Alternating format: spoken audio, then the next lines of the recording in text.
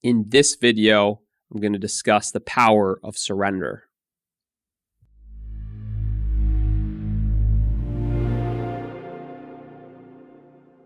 Surrender. Maybe you've heard it, maybe you haven't heard it. In spirituality, there's definitely a lot of talk about surrender. A lot of us, we don't really understand what it is, can't really grasp what it is. We think that it's a just lay on your back, kind of do nothing kind of thing. And let's discuss the power of surrender. To understand the power of surrender, let's back up a little bit and let's look at what's not surrendering. What a life of not surrendering looks like. A life of not surrendering looks like always wanting something different. And because I want something different than what is, I'm resisting life. I'm resisting life. I'm trying to control the future, or I'm trying to change the past. And whatever's here right now, I'm resisting that. That's what not surrendering looks like. And when I resist this present moment, that's actually suffering. That's actually unhappiness. Because what's here and now is the present moment. And if I'm constantly saying, it's not this, I don't want this, no thank you, I'm rejecting it, I'm resisting it, I want something different, look at that. I'd be constantly unhappy. And what I do is I trick myself into thinking that it's not this, no thank you, no way, I'm rejecting it, I'm resisting this, I'm opposing this. So then what I do is I escape this present moment and I try and create something new in my imagination, something different in my imagination. I start dreaming about something other than this. And then when I start believing that that's actually my happiness and that I'll achieve that happiness in the future, then it makes me want to focus more on that instead of on this.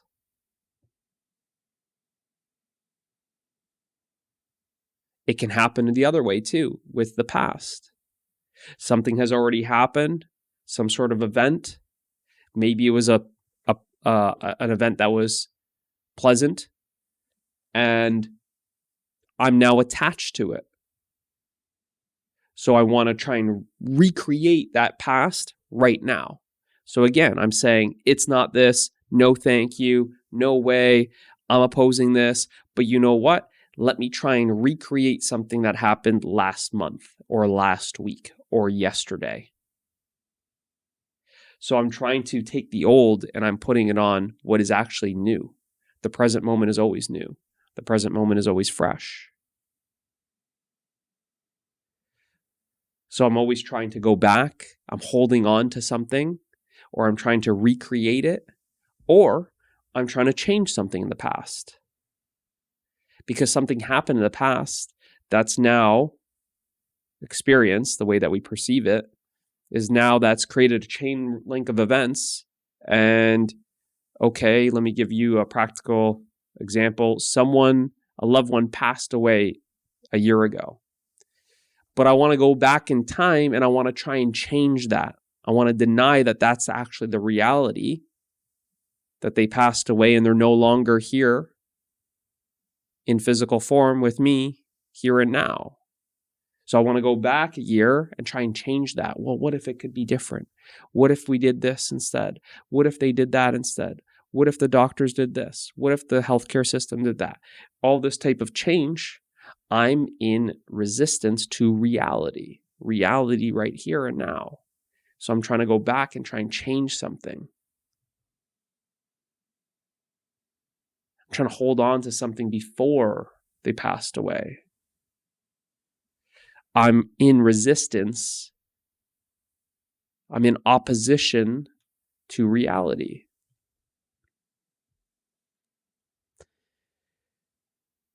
So you can see that's what it looks like. It looks a lot like, what do we say? Life knocked me down. We say, life knocked me down this time, but I'm gonna fight back. You're gonna fight with life? If I'm fighting life, who's gonna win? I'm at war with the universe? I'm battling the universe? Listen to how silly this sounds.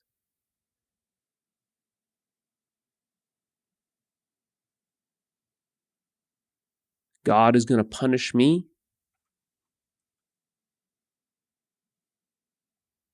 We create this separation. And it's this opposition that we're creating. And when there's opposition, there's conflict. So we have conflict is really how most of us live our life. There's an inner conflict, there's an outer conflict, there's conflict with ourselves, there's conflict with others, there's conflict with the present moment, there's conflict with life, there's conflict with God, there's conflict with the universe. It's no wonder we're in wars all the time, which are conflict.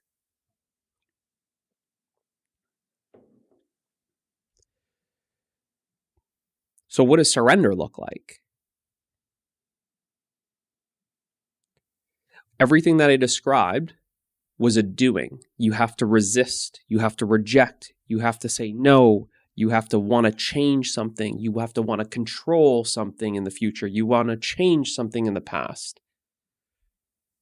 You want to fight someone. You want to battle the universe. You want to be at war with life. You want to win at life. All of that is a doing. What surrender actually is, it's an unconditional letting go. It's a constant letting go of all that. And what letting go is letting go is also a non-doing. Holding on is a doing. I have to hold on to this cup of tea. That's the doing. Letting go is actually not a doing. I don't do anything to let go. I simply just stop holding on. So what a life of surrender looks like is it's constantly not resisting life. It's constantly not resisting myself. It's constantly not rejecting myself. It's constantly not judging others. It's constantly not rejecting others. It's constantly not holding on to the past. It's constantly not trying to recreate the past. It's constantly not trying to change the past. It's constantly not trying to control the future. That's what surrender is. Surrender is not doing all the things that most people actually do. And what most people are actually doing, all those things that I told you, changing the past, holding on to the past, recreating the past, controlling the future, resisting the present moment, rejecting the present moment, saying no to the present moment, wanting something different. That's what most people are doing. Unknowingly, unaware. They're unaware of it.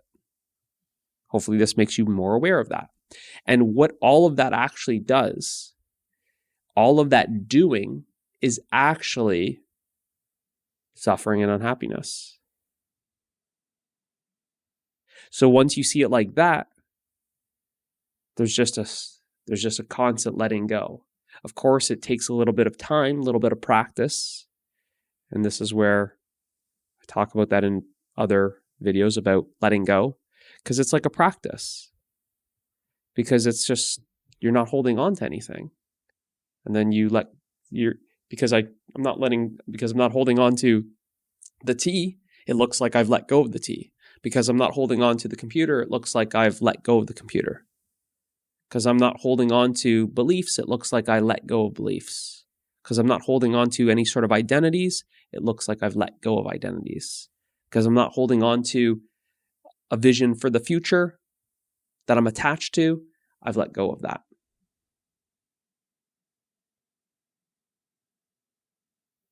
So it's this constant letting go that allows you to be free. living a surrendered life, or surrendering unconditionally, is to be free. Because that which I hold on to creates an attachment, and that attachment creates bondage. And bondage is the opposite of freedom. So the more things I hold on to, then I'm actually more imprisoned. I'm creating my own prison. I'm not free.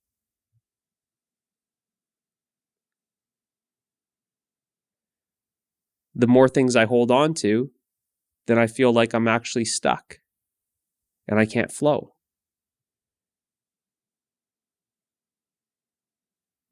Surrender is to let go. And then you're constantly in this flow.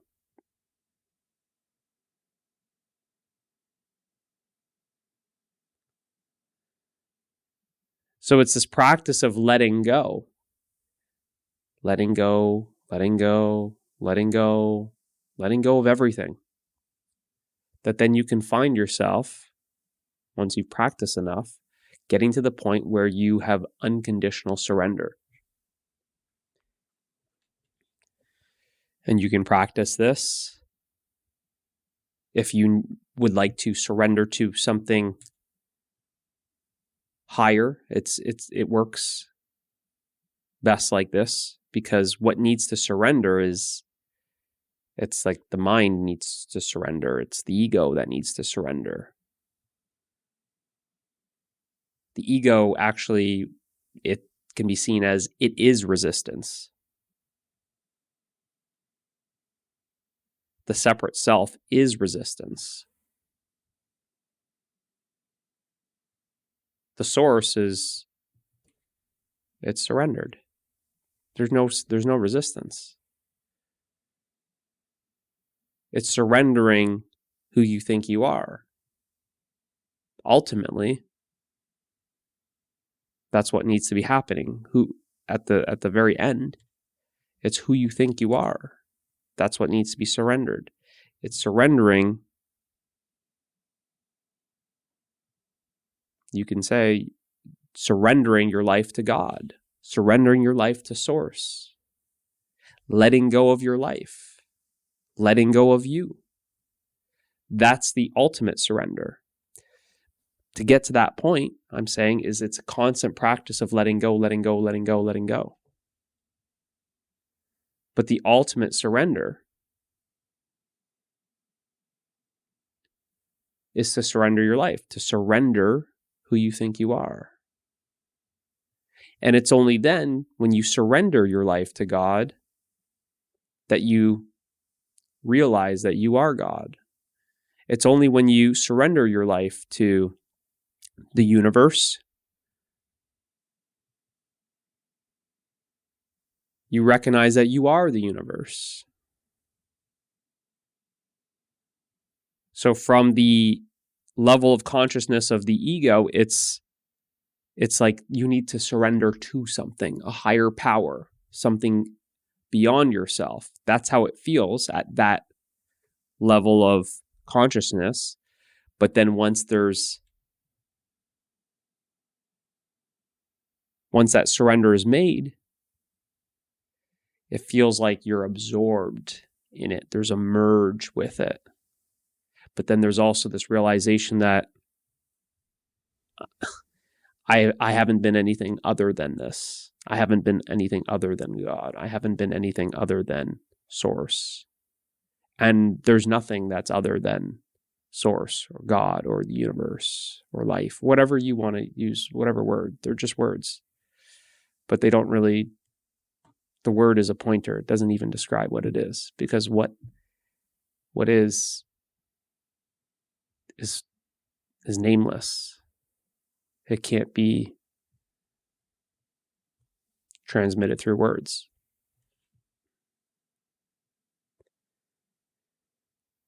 So living as that surrendered state, it's peace, it's happiness, it's love.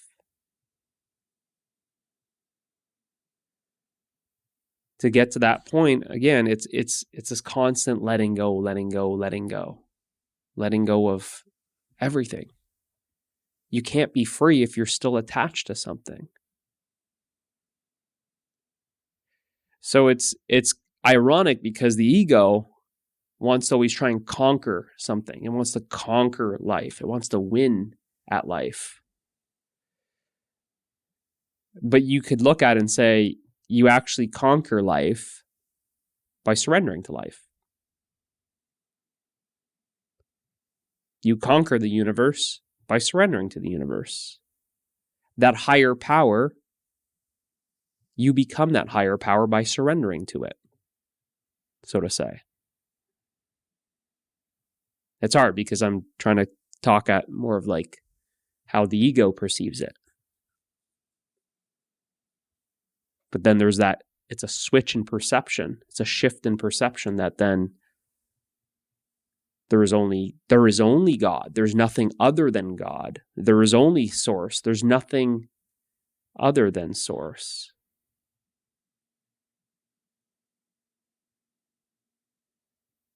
It's like a wave being the ego, the wave form, this entire life thinks that it's a wave. But then when it surrenders, it finds itself as the ocean. And there's a realization that there's that merging with the back from wave to the ocean. Was there really a merge? No. Was there actually a wave? No. There has only been the ocean. The wave was a function of the ocean. It was a movement of the ocean. The wave is the activity of the ocean. Just like that, the ego is an activity of source. It's a function of source. It's a movement of source. It's a movement of the energy. There is only the ocean. The source of the wave is the ocean. So when the wave surrenders, it finds itself as the ocean. It has the realization that I'm the ocean. I've always been the ocean. In every wave, there's nothing but the ocean. And there's even, well, this is getting a little higher level, but there's that realization that there can only be the ocean. There's no such thing as the wave. Our mind creates that duality. It creates the separation to say, oh, those are waves. There's 1 trillion waves in the ocean. Really? Where does a wave start? Where does it end? Where does it stop being the ocean and start being the ocean? The essence of the wave is the ocean, or you could say water. That substance of the wave is the ocean.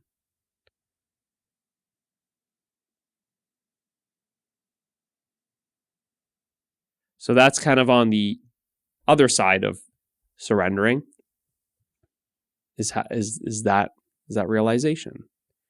So it's not like you physically die, but your ego, it's going to be, the surrendering is kind of like the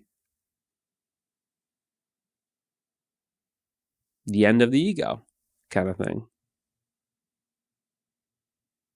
The idea of who you think you are, that's what you're surrendering. It's like almost like a, well, it is a death. It is death itself. But to not make you feel so afraid, it's more like a mental death. What dies is the idea of you, the thought of you, who you think you are. And that's basically that's the final stage there.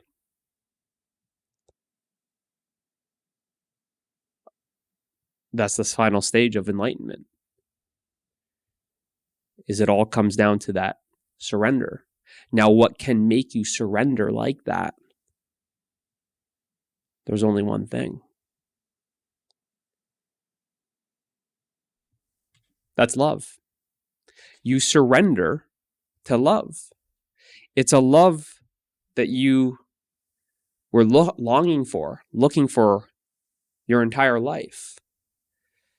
That you have that love for, it may feel at the time like it's something else.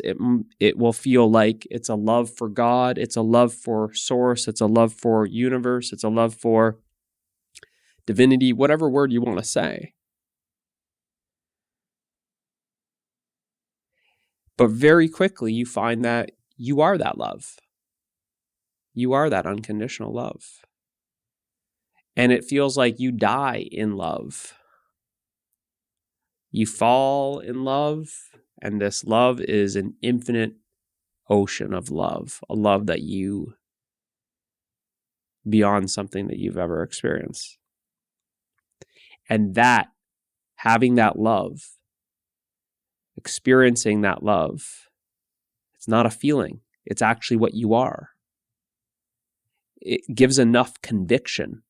It's so real, it's beyond anything that you've ever experienced, that at that point there's a huge amount of conviction that this is reality, the reality. This is what I am. So then there's a natural surrender of everything that's prior to it. It's a natural letting go of everything else. But that's what's needed. It's a surrendering. It's like the mind drops into the heart and it just dissolves. Just like the wave collapses or folds into the ocean, merges with the ocean, and just dissolves. And then now it's in a state of, the mind is constantly in a state of surrender. It's like it's not there. So that's how powerful surrender is, because it's the last stage for enlightenment. Is there needs to be that surrender. In order for that surrender, there needs to be that love. And when you experience love in your life, you find that who you think you are is not really there. There's not you and love. There's just love. There's just this letting go. Two people. It's like this letting go, and then there's just love. Or you, or whatever the object is, or you and the animal, or whatever it is. You are not there. You dissolve in love. You dissolve, and what is left is just love. It's very similar. It's like the wave dissolves, the wave merges, and what's left is just the ocean. But kind of like when we experience it, it's just so temporary, and you have to be fully present and aware of that to even pick up on that. And if that's not the case, then there's always this feeling like you don't want to let yourself go. That's where people like who really can't really love, they don't want to let go. They don't want to let go of control, because love is really letting go of control. It's just letting go of control. And that's what surrender is letting go of control. It's letting go of control. But it's in that love that you find that this is what you are, and this feeling of you are safe, you'll be safe no matter what. It's that formless love that then makes you surrender, or the surrender just happens. The surrender just happens. Like I said, a surrender it's a non-doing. It's just you're not holding on anymore. This is discovering your true nature. Just doesn't You just not holding on to the things that are real. This is reality. So you don't hold on to what's unreal. So there's that letting go. There's the surrender to, at the time, what feels like something far more, immensely more powerful than you. But then there's a realization after that that's actually you. Just like I said, is it the wave? I'm a wave. Oh, I'm not a wave. Ah, I met the ocean. Oh, the ocean. Wow, this is infinite love. But then there's the realization. I've always been the ocean. I've always been infinite love. Just in the form of a wave. But my true nature is the ocean. What I really am is the ocean. And so is everyone else. So are all the other waves. They just don't. They haven't realized it yet. All the other trillions and trillions of waves. All the other lakes and rivers and ponds, they are also the ocean. They just may have not realized it yet.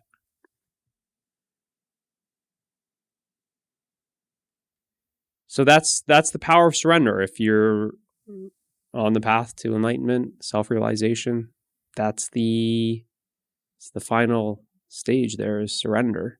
That's how powerful it is. Otherwise, it's not possible. It's not possible. It's needed. It's necessary. It's essential to surrender. So that's how powerful it is. Now, getting up to that point, letting go, and to live a surrendered life, it's effortless. It's blissful. It's peaceful. Right? It just is. You're just the ocean. You're just the ocean. So let's end it there. That's the power of surrender.